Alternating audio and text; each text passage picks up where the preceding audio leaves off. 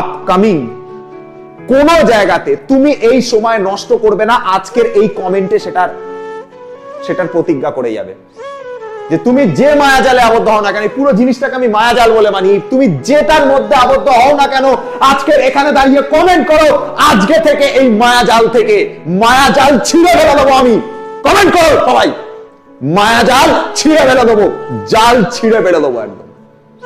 এইটা কমেন্ট চাই আমার। এই মায়াজালে আবদ্ধ থাকার কারণে তোমার পড়াশোনা হচ্ছে না। আর